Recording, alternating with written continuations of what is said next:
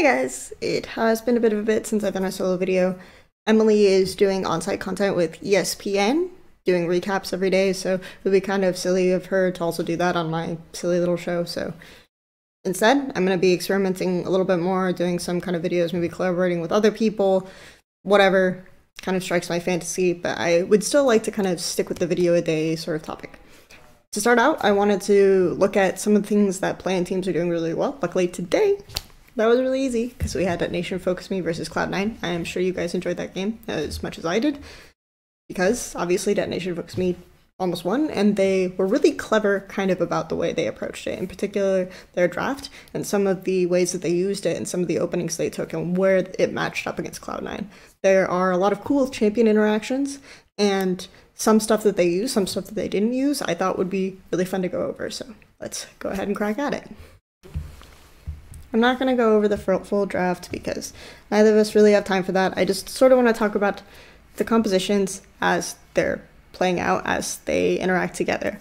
So the first thing you want to see about Nation's Focus Me's composition is that they're kind of like, you know, the kids in the toy store whose parents tell them that they can pick any toy they want as long as they pick one, right? They have to really have a plan, they have to decide.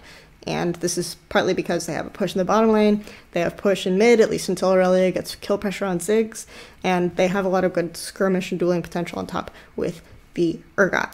Normally you kind of expect for Xin Zhao to path away from the Urgot lane towards the side where he's at less risk of invade, but what you can see here is that Urgot is fake leashing for him, so they're playing off of this assumption.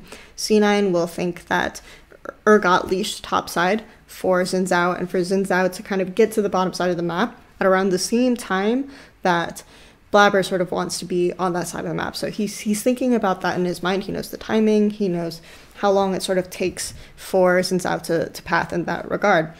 In order to set this up, the bottom lane did a good job of scouting Zeyzal and where Zeyzal put the ward, and they also didn't leash. You have required the jungler to kind of solo the camps at this point. You have Steel going from that camp to the bot scuttle and then going for the invade.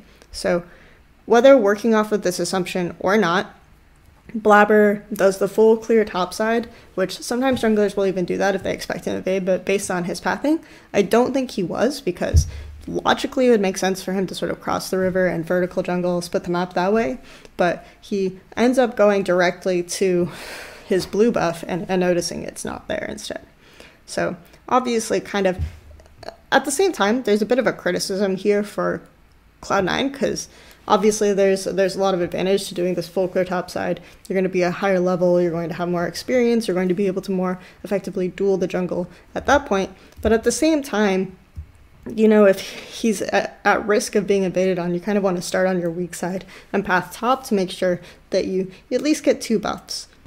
But that isn't even the coolest thing that Nation Focus Me end up doing with this advantage, right? Because you would expect for him to, after this, to just kind of calmly go up and do his camp on the top side, get his blue buff back, and then be back out on the map. But what he does instead is he goes and he invades with the pressure that he has on bottom side and mid. Like, he can do this pretty freely because, as you can see, his laners can move before the enemy laners because the other enemy laners like have to clear the wave and then they catch up on him. So they force Blabber back. This is a pretty risky move because if he doesn't find Blabber and doesn't force Blabber back like that really early, he runs the risk of kind of losing tempo because he'll be some camps behind. You notice that he's down a bit of CS and he has to spend more time clearing camps. He won't be able to make a proactive play on the map, and you know, you would have Blabber then having kind of control and an opening to do something in the game at that point. However, we end up seeing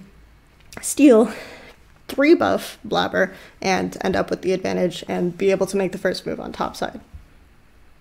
So that early game approach was pretty cool. There was some risk to it, some stuff that I didn't necessarily agree with, and they ended up coming out on top, having kind of all lanes open, having the ability to really force something first. I don't necessarily agree with the move that he makes next, and of course Blabber goes mid and forces Ziggs off, which I think was his best call in that area, but they end up getting the next scuttle spawn anyway. They end up being able to continuously contest some of these buffs. And there are some instances where I don't necessarily always agree with some of the stuff they did, like when he goes for the blue buff contest instead of the dragon, knowing that Blabber is going to be topside around 8 minutes, and most likely either has to walk all the way to his blue or reset. So you have sort of a limited window where you can either get the blue buff or get the Infernal Drake. I think that Detonation Focus Me could have gotten that Infernal Drake, and it actually would have helped them a lot in the game in terms of not getting outscaled as quickly as they did. But now that the early game stuff is out of the way, we can get into the really, really cool stuff, the stuff like using globals. The other thing that we didn't really talk about that much when I just cursorily went over their composition was how many globals Detonation Focus Me had. They have the TP on the Urgot, they have Ziggs with the ultimate, which isn't really global, but the thing is he doesn't have to walk all the way to to clear a wave. Like, that's a very crucial thing. That's one of the things that Ziggs used to be used a lot for, is that you kind of can walk far away through river, clear the wave with the ult, and then go back mid, right? So that's something very effective, and that's something that I didn't necessarily see Detonation Focus Me use a lot, is just the ability to shut down Cloud9 getting any kind of advantage whatsoever. Because when you look at Cloud9's composition, you see that, yeah, eventually late game, you have the Kai'Sa, you're going to be able to want to get into this kind of weird single target type team fight where you can just delete someone with Lissandra, Aurelia, Kai'Sa going in.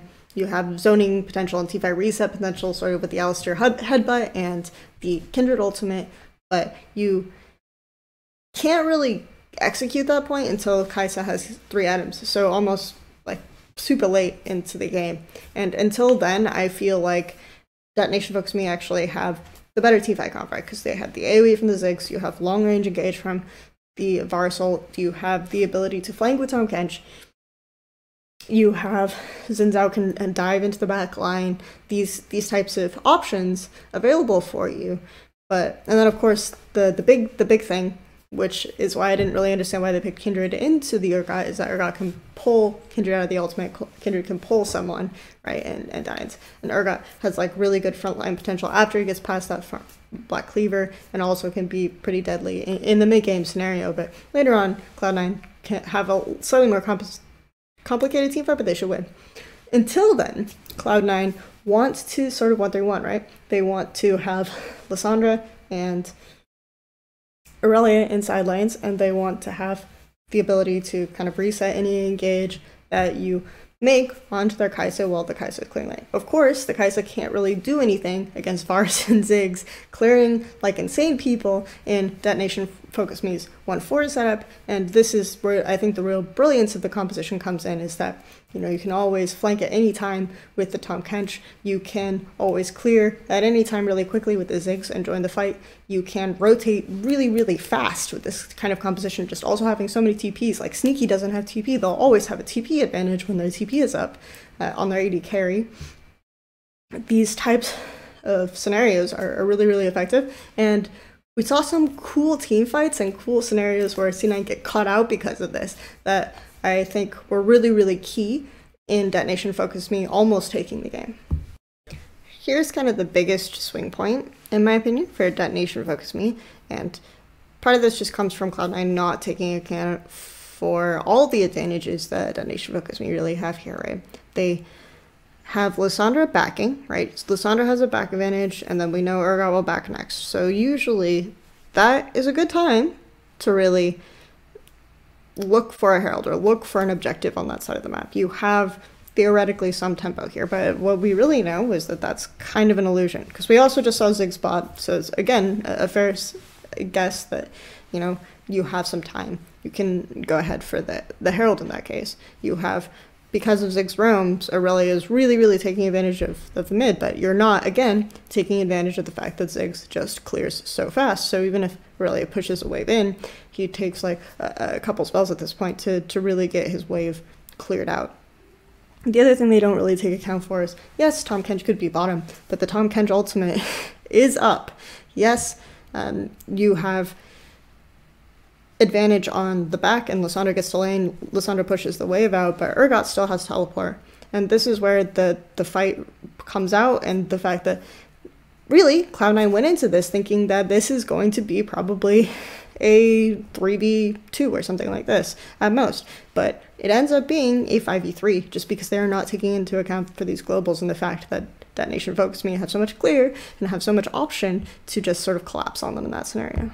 this is just kind of a montage of similar scenarios with the sound of my soothing voice narrating along with it. But Jensen pushed up way far above the wave, and you notice on the bot side of the map that Detonation Focus Me had so much pressure in this case, right? Their bottom lane is pushed so far up. You know most likely Tom Kenchel is up in this case. You have Ziggs with the ability to, even if you flash across the screen, he can still ult on top of you if you get caught out by the Ashe ultimate. So it's really not safe in this type of composition to be pushed this far forward. And this is why it's so hard for Cloud9 to kind of get pressure in their 1-3-1 setup here. Because at any moment you could have a Tom Kench in your lane, you could have any type of scenario like this, and so they have to kind of just safely clear and wait for an option to scale. The last clip I want to talk about focuses on the zoning mechanism that they use in these teamfights. So it's not just specifically the TPs and the globals, which are very effective, but kind of where Eevee in particular is TPing. So let's go ahead and take a look at this ward, which ends up being extremely useful. Steel, after he clears this one, is about to place a control ward in that brush that is between the back of the blue buff and the mid lane, or whatever. Obviously, this ward isn't always the most useful for scouting or anything, but here, because it's in the middle of a choke point, is going to end up being very useful for zoning the enemy team off, but also the TP itself sort of becomes a zoning tool. To start out this fight, Detonation Focus Me go ahead and approach the dragon. They take the dragon, and then they TP to the ward in the brush right there, knowing that Eevee will be able to immediately flank on side and be able to zone multiple members of the team after Cloud9's Aurelia has sort of dived the backline. So it ends up in a situation where Detonation Focus Me can sort of stand back, use their long range damage, use their long range engage, and this part of it, there are several fights and several moments where they just Tom Kench really logically. Like, the Tom Kench has a great amount of potential, and I really can see where that potential would be, but they don't always use it the best, which is why I kind of highlighted in the middle that there are a lot of options and opportunities for them to use this composition that they don't really use. Obviously, Detonation Focus Me weren't perfect, and there were a lot of stuff that I said that they weren't really doing that they could have been doing with this comp, which is why, for me, the composition was the thing I wanted to highlight, because there's so much cool stuff. But obviously, the level 1 and a lot of the flanks and how they were using those TPs and stuff was really smart in a few occasions, so I really wanted to highlight that. There were things that screwed them over, like during the burn fight, they get there and they don't push out the wave first, and then they don't pull C9 into waves, they just sort of face check, and it's and then they don't back when they're at the base, and they should back, and they're kind of panicking because they know that C9 is scaling up and all these other factors. So there are definitely some flaws and some things, and I even talked about the jungle pathing and some of the things that they were prioritizing. But I'm really excited to see Detonation Focus Me sort of understand momentum and tempo and pushing waves and using teleports in a really effective way against a team like C9, and just having an idea of how much pressure and how they can transition this pressure across their lanes. It's really cool to see, especially from a region that historically has not fared well and hasn't looked very advanced at the World Championship. So. Oh, and of course, as always, please feel free to follow me on Twitter. It's down there. Subscribe to my channel, and I'll try to do more of these videos.